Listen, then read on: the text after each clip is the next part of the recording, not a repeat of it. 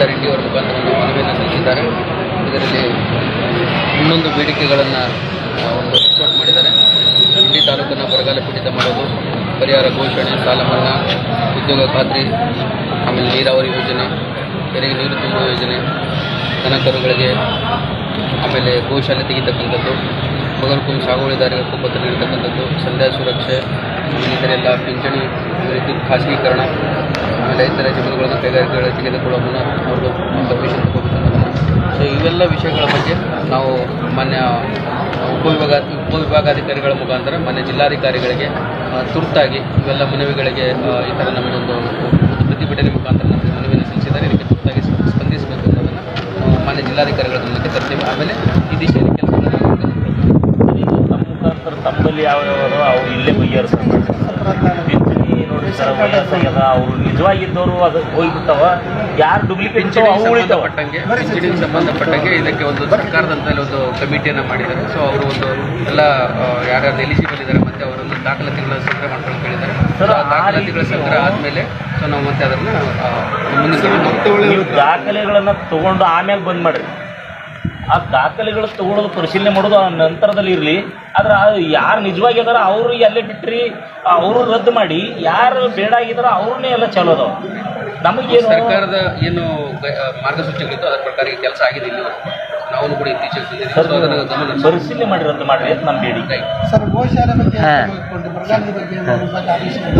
ಬರಗಾಲದ ಬಗ್ಗೆ ಇದನ್ನು ನಮಗೆ ಮಾನ್ಯ ಕಾರ್ಯದರ್ಶಿಗಳ ಕಡೆ ನಾವು ಲೆಟರ್ ಎಲ್ಲ ಜಿಲ್ಲಾಧಿಕಾರಿಗಳಿಗೆ ಏನು 3 ವಾರಗಳ ಕಾಲ ಮಳೆಗಳಾಗಿದೆ. ಸೊ ಅಲ್ಲೆಲ್ಲ ನೀವು ತಾಲೂಕಿಂದ ರಿಪೋರ್ಟ್ ರೆಡಿ ಆಗ್ತಾ ಇದೆ. ಏನು ಆದೇಶ ಬಂದಿದೆ ಸರ್? ಗೋಶಾಲೆ ತೆಗಿಬೇಕು, ನೀರಾವರಿ ಪರ್ಟಿಕ್ಯುಲರ್ ಯಾವುದೋ ಆದೇಶ ಬಂದಿದೆ ಅದನ್ನು ಈ ಥರ ಬರಗಾಲದ ಸಂಬಂಧಪಟ್ಟ ಒಂದು ವರದಿಯನ್ನು ಸಬ್ಮಿಟ್ ಮಾಡಿದ್ರೆ ಮಾನ್ಯ ಮುಖ್ಯ ಕಾರ್ಯದರ್ಶಿಗಳೆಲ್ಲ ಜಿಲ್ಲಾಧಿಕಾರಿಗಳಿದ್ದಾರೆ. ಆ ಪ್ರಕಾರ ನಮ್ಮ ಕಡೆಯಿಂದ ಸರ್, ಈಗ ನೀವು ಗೋಶಾಲೆ ತೆಗೆಯುವಾಗ ಸರ್ಕಾರ ಕೇಳ್ರಿ, ಹಸಿ ಮೇವನ್ನು ಪೂರೈಸಬೇಕು. ಮಹಾರಾಷ್ಟ್ರದಲ್ಲೆಲ್ಲ ಹಸಿ ಮೇವೇ ಪೂರೈಸಿ ದನಗಳಿಗೆಲ್ಲ. ಈ ಒಣ ಕಡಿಕೆ, ಮೆಕ್ಕೆಜೋಳ ಕಡಿಕೆ ಅಂಥದ್ದೆಲ್ಲ ಡೂಪ್ಲಿಕೇಟ್ ಎಲ್ಲ ಎಷ್ಟೋ ವರ್ಷದ್ದು ಬಿದ್ದುದೆಲ್ಲ ಗಾಳೆ ಮಾಡ್ಕೊಂಡು ತಂದು ಅವೆಲ್ಲ ದನಗಳಿಗೆ ಹಾಕಿ ಅಲ್ಲಿ ಎಷ್ಟೋ ದನಗಳು ಇಲ್ಲಿ ಗೋಶಾಲೆಯಲ್ಲಿ ಸತ್ತವ್ರಿ. ಅದಕ್ಕಾಗಿ ಈ ಪಾಯಿಂಟನ್ನು ಸರ್, ನೀವು ಅಲ್ಲಿ ಮಹಾರಾಷ್ಟ್ರದಲ್ಲೆಲ್ಲ ಕಬ್ಬುಗಳು ಮಾತ್ರ ತಂದು ಗೋಶಾಲೆಗಳಿಗೆ ಕಬ್ಬು ಹಾಕ್ತಾರೆ. ಆ ರೀತಿ ಕಬ್ಬು ಖರೀದಿ ಮಾಡಿ ಆ ಗೋಶಾಲೆಗಳಿಗೆ ಪೂರೈಸುವಂಥ ಕೆಲಸ ಆಗುತ್ತೆ. ಮತ್ತು ಈಗ ಎಷ್ಟು ಕಾಲುವೆಗಳದಾವಲ್ಲ ಅವೆಲ್ಲ ಕಾಲುವೆಗಳಿಗೆ ನೀರು ಬಿಡಿಸ್ರಿ ಸರ್. ಇಲ್ಲಾಂದ್ರೆ ಆ ಕುಡಿಲಿಕ್ಕೆ ಸರಿ ನೀರು ಉಳಿಯಲ್ಲ ನಮ್ಮಲ್ಲಿ, ಎಲ್ಲ ಹಾಳಾಗೊಂಡು ನೋಡ್ರಿ ಸರ್.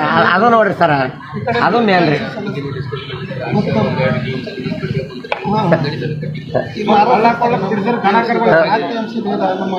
ದನ ಕರ ನೀರು ಕುಡಿತೇವ್ರಿ ಸರ್. ಮತ್ತೆ ಈಗ ಸರ್, ಕೋಡಿಗೆ ಏನು ಅರ್ಜಿ ಇರ್ತಾವಲ್ಲ ಇವ್ರು ಕೋಡಿ ಮಾಡ್ಕೊಳಕ, ಅವು ಆರಾಲಾಗಿನ ಬರ್ತಾವೆ.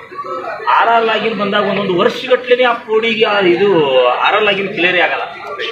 ಎಷ್ಟೋ ಜನ ರೈತರು ಇಲ್ಲಿ ನಾನು ನೋಡ್ತೀನಿ, ಅರ್ಜಿ ಕೊಡ್ತಾರ, ಓಡಾಡ್ತಾರ, ತಿರುಗಾಡ್ತಾರ, ಇದು ತೊಂಬ ಅದು ತೊಂಬ, ಎಲ್ಲ ದಾಖಲೆಗಳು ನಿಮ್ಮ ಹತ್ರ ಇರುವಾಗ ಅವ್ರ ಮನೆಯೊಳಗೆ ಯಾವ್ದಾದ್ರು ದಾಖಲೆಗಳು ಇರ್ತಾವ.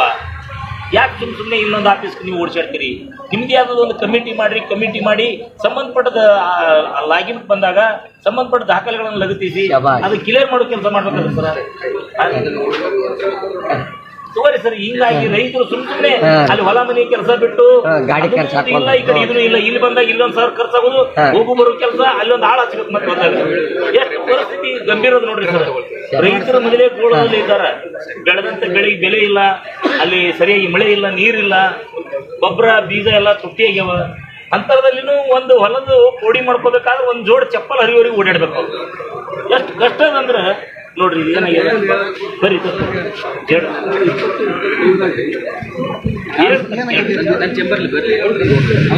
25ರೊಳಗೆ ಒಂದೊಂದು ಸರ ಗೌರ್ಮೆಂಟ್ ಲ್ಯಾಂಡ್ ಅದು ರಿಜಿಸ್ಟ್ರೇಷನ್ ಬರ್ತದ್ರಿ. ಅದಕ್ಕೆ ಗೌರ್ಮೆಂಟ್ ಲ್ಯಾಂಡ್ ಅಂತೇಳಿ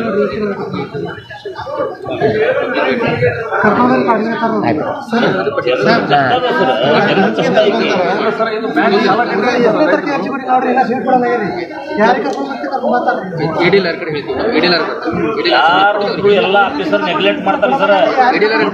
ಕೆಲಸ ಆಗ್ತದ, ದುಡ್ಡು ಕೊಡದೇ ಇದ್ದೇ ಆಗಲ್ಲ. ದುಡ್ಡು ಕೊಟ್ರೆ ಕೆಲಸ ಆದವ್ರಿ ಅದೇ ಅವೆಲ್ಲ ತರಬೇಕು. ಅದೇ ತೊಗೊಂಬರಿ ಸೈಬರ್ ಏನು ಮಾಡ್ತೀವಿ.